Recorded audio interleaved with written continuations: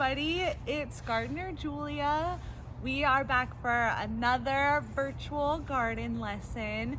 Today I am at the Menlo Park Garden. Hi all my Menlo Park students, you might recognize it here. Today we are going to be talking about soil and all of the things that live in our soil and why it's so important for our plants in our garden. Let's go ahead and dig into this soil right here. I'm just gonna get a handful of this soil, this beautiful soil here. Can you tell me what is soil made of? What is this made up of? Can you notice anything that is in here that can give you some clues? Ooh, I see some living things in here, right? I see some wood. So, soil is made up of some living and non-living things. Did you know that soil is alive and it has living things in it? So, soil is made up of things like sand and clay.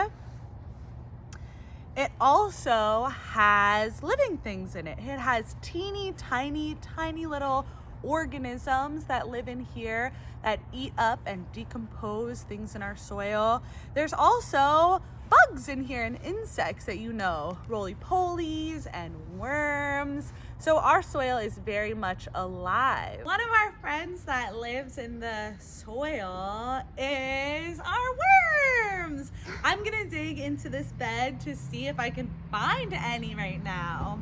This is a nice bed because I can feel that the soil is nice and wet. When I go like this, it holds its shape, which tells me there's a lot of water in here, which is a good sign for worm action. I'll probably find some in here because they love to be nice and moist. Ooh, I found an old carrot. Oh, look at who I found. This is just one of probably the hundreds and hundreds of worms that are in this garden bed right here. Hi, friend. Now let's talk about the body of our worm. Worms, do they have a mouth, do you think? Yeah, worms have a mouth. They have two ends that look very similar, but they have a mouth and they have a tail. In between their head and their tail, they have a bunch of things called segments. Segments are kind of like Legos that are pieced together to form the whole worm. And worms take those Lego pieces, they stretch them out and they squish them back together, and they stretch them out and they squish them back together, and that's how they move around. So you will be able to see, hopefully, the segments on our worm friend. You will also be able to see this thing called a clitellum in the middle of our worm. And this is basically where our worm lays its eggs from. You might also be able to see that our worm is going to be a little bit shiny. Worms, they have to be a little bit wet so that they can breathe. Did you know that worms breathe through their skin? What? Could you imagine breathing through your skin and not through your mouth? Worms are so special like that. What you might not be able to see when we look closely at our little friend, you might not be able to see that worms, they have 5 hearts. Whoa! How many hearts do we have? We have 1 heart. Worms are so special because they have 5. You might also not be able to see the brain of the worm because that's on the inside of it. But worms, they do have a little brain in there. And the last thing you might not be able to see is you might not be able to see that our worms do not have teeth. That means that they can't bite us. Worms are so gentle and so kind. All right, so I have our little worm friend in my hand. If you want to explore a worm a little bit closer, you can hold a worm just like this that you might find. What I like to do is I like to be really, really gentle with our worms. I am a little bit scared of worms. I'm a little bit nervous. So I am feeling a little bit nervous right now holding this worm. But just because I'm a little scared of it doesn't mean that I can be mean to it, right? I want to still treat it with respect and be very gentle with it, okay? I also, while I'm holding it and talking to you, what am I doing with my hands? I'm giving it a little bit of a home, a little bit of a dark space so that it can feel comfortable in here. Where do worms live?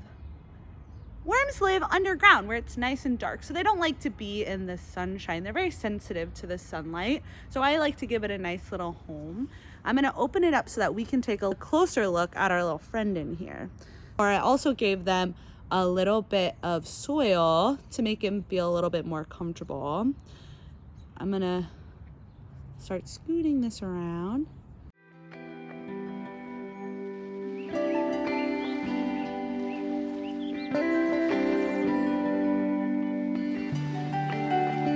All right, before we start our next activity, let's take a little bit of a mindful moment or a little bit of a stretch. What we're gonna do is we're gonna turn into little worms and we're gonna get all of our wiggles out. So let's start with wiggling our fingers like little worms. And then we're gonna start wiggling our arms like little worms. And then we'll wiggle our head back and forth. And we'll move down to our bodies. And then we'll go each leg, we'll wiggle like a worm. Each leg. And can you do your toes even? Wiggle like a worm. Ooh, my toes are wiggling. Can you wiggle your nose like a little worm? Okay, let's do them all one more time.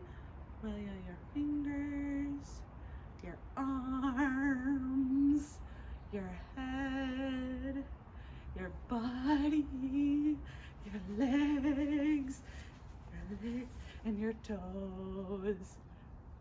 We're gonna do our soil bingo cards here in the garden. You can do them in your backyard or on a walk, but we're gonna try and find maybe 3 in a row or 4 in a row, or you can try and find every single thing on our bingo card. I found mushrooms. I'll show it on the sheet. I just found a seed. These seeds are sprouting. I know that I can find some roots right now. This bed needs to be weeded a little bit, so I'm gonna pull up this weed. Oh, and there are some roots. I just found a rock and a peanut. Looking around in this garden bed, I just found a twig. Right here. All right, that's all the stuff that I'm gonna find today. I wonder which different things you can find on your own.